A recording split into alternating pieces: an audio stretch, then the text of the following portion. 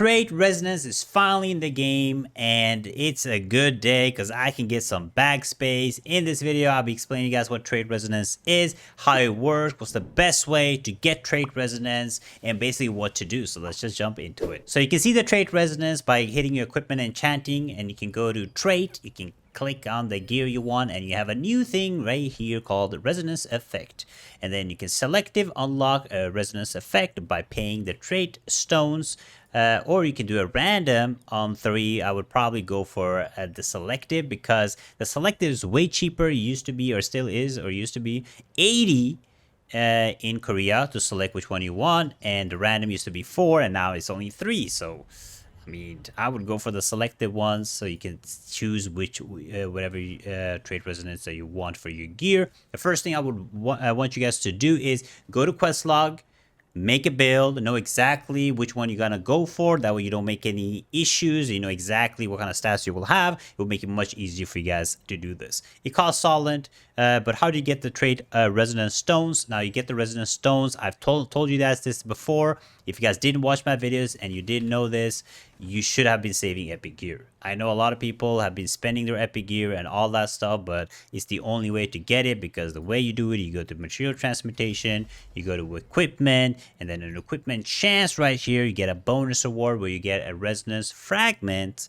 and you get different resonance fragments on tier 3, you get 6, or tier 4, you get 15, and on T5, you get 75. So T4 to T5 is a big difference, but not only do you get this, you also have a higher chance to get epic items, right? So in my opinion, T4 might be a little bit better for the bonus Trade Resonance Stone Fragments. However, T5 is still the best to get better gear, right? To get better items.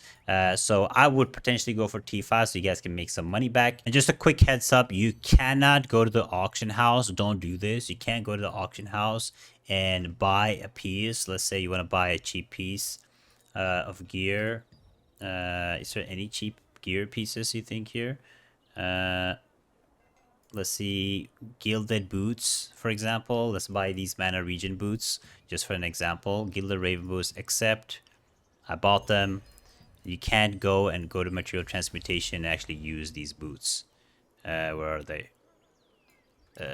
Gilded, Mana Region I bought, right? Yeah, see, you can't. They don't show up here at all. So if you buy gear from the auction house, you cannot use them to get these stones. So you only can get them from the items that you actually drop inside the dungeons, or you loot yourselves. That's why you want to be saving a lot of things. That's why I was saving a bunch of pouches and stuff, because you cannot buy it. Yeah, well, let's just make an item and you guys can see how the process works. So if I do, let's not do this. Let's epic T1 gear first. So we get T5 here. We'll do accessories, of course, because accessories sell for more, or the traits at least. Like 1.5 million per transmutation, though, which is crazy. Honor Promise Signet and 75 fragments. We'll do this a couple more times. And I think I should have enough gear for probably get full trade resonance. Oh, it's not bad items. Not bad, not bad.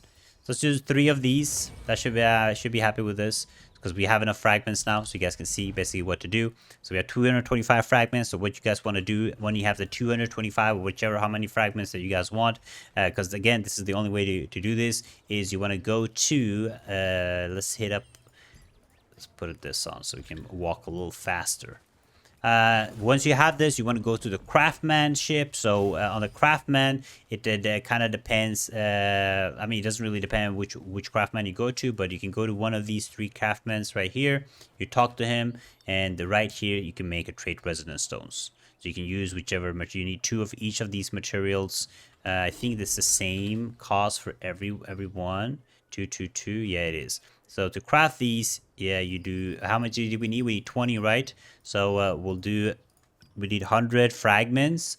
So out of 3, you get 75 per conversion tier 5. I did 3 of them, so I can craft this. And it does require is a lot of these stones. Unfortunately, that's a lot of stones. But once I have this done, crafted, just give me all of these. I have 20 now. So now what I can do is I can go to my equipment. I can go to my whichever equipment I want to use it on. Let's use it on the weapon first. I go and I check my quest log. So what I would do here is I would go, hey, what did I do on my quest log? I put, because when you check your quest log, you will know exactly so you don't mess up anything here. What you could do here is I could try to roll for it, but that is crazy. I'm not going to do that because I feel like I have really bad RNG to try to get the one I want. So we're not going to be doing that. So on my quest log, I can see on my weapon, I want the max health resonance. So what I would do is I would just go here.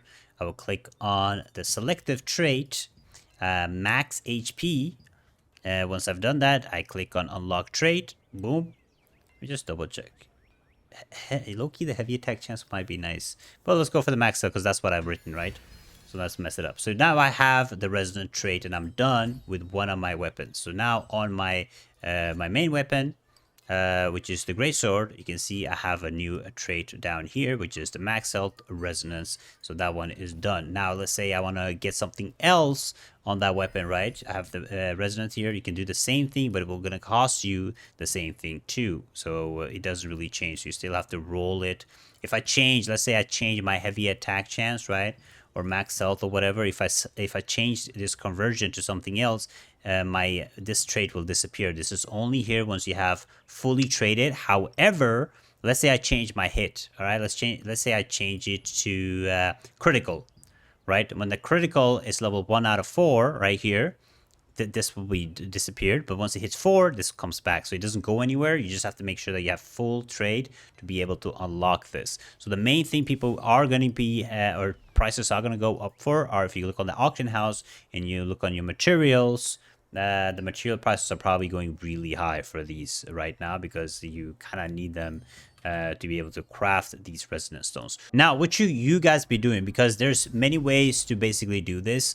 Because if you look at the transmutation, right, a lot of people are thinking that T4, you know, gives 15 fragments, and then T5 gives 75. So should you go for T4 or T5? It's very easy to explain because when you guys look on how many items you need to actually get to T4, this is T1 items only right now.